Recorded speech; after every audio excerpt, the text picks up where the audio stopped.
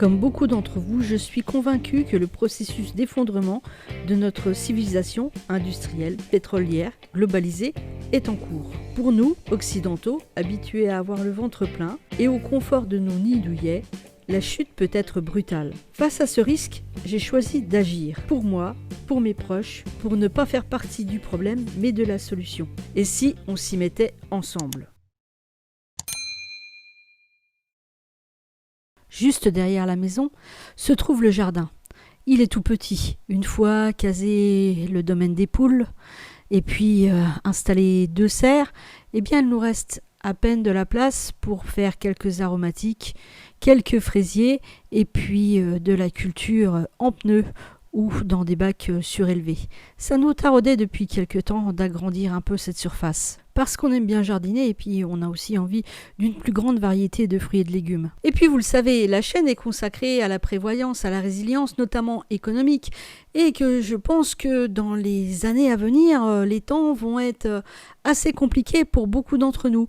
Donc un petit bout de terrain supplémentaire pour pouvoir nous-mêmes faire nos propres légumes ne peut être qu'un plus par rapport à ces projets, non pas d'autonomie, mais en tout cas de résilience. Si vous pensez que les risques de pénurie alimentaire sont un délire de complotistes, je vous invite à regarder cette synthèse faite par Tatiana Ventose. Je vous mets le lien dans la description. J'habite un petit village de 300 habitants en Picardie et quand on se balade dans la commune, eh bien les terrains en friche, c'est vraiment pas ça qui manque. On est donc allé voir le maire pour avoir le nom des propriétaires des friches de la commune.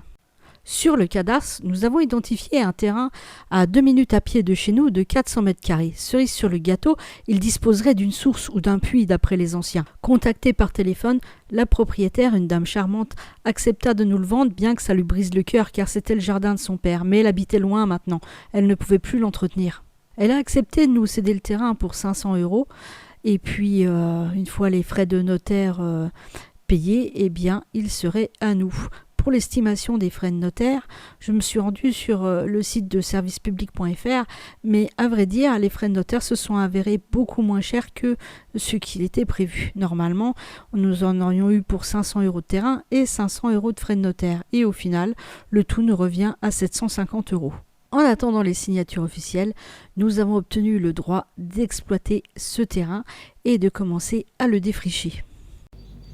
Allez, suivez-moi, je vous emmène faire un petit tour du propriétaire à 2 pas de la maison, vraiment.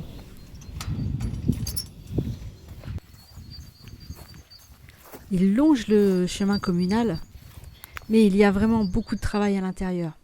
Tout est en friche. Les lianes ont pris possession de l'ensemble du jardin. C'était, nous disent les anciens, un magnifique jardin potager. Il était vraiment bien entretenu. Des arbres morts venant du voisinage sont tombés sur les grillages qui sont vraiment à refaire aussi. Et puis, il reste ça et là un peu de reste. Comme là, si on faisait de l'urbex, en soulevant cette bâche, qu'allons-nous découvrir ? Eh bien, un arrosoir, et puis une vieille bassine, un bidon d'essence aussi. Tiens, je me demande pourquoi. Au sol, le sol est rempli de lierre. Je pourrais faire de la lessive pendant des mois. Et voici un reste du vieux banc où le monsieur, le jardinier qui exploitait ce jardin, il faisait pousser des tomates et il se posait là, il regardait ses arbres pousser. Là, il y a un reste de vieux roquet de stove, car les gens qui avaient ce jardin avaient l'habitude de camper dedans avant.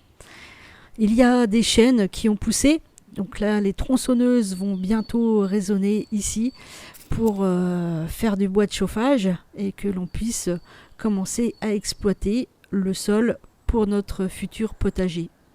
Les ronces aussi ont tout envahi. Vous voyez un peu la taille des lianes. Il va vraiment y avoir beaucoup de travail de défrichage. Il va falloir de l'huile de coude. Voilà les premiers outils qu'on a emmenés sur place. Une scie, une bêche, des sécateurs et puis la débroussailleuse et la tronçonneuse vont venir rejoindre l'ensemble. Il y a vraiment du travail. Je vous fais un petit panoramique pour voir au bout de 3 jours ce que nous avons déjà réussi à faire, sachant qu'on ne pouvait pas du tout entrer sur ce terrain au départ. Ça va bien nous occuper pendant les prochaines semaines. Bien sûr, il me faudra un petit peu de temps avant de pouvoir semer. Mais je me projette déjà et j'envisage déjà de faire des pommes de terre, des haricots, des petits pois. Eh bien, tout ça présage de bons moments de jardinage. N'hésitez pas à partager en dessous dans l'espace commentaire vos expériences d'acquisition de terrain pour faire un potager. Je vous dis à très bientôt pour une prochaine vidéo.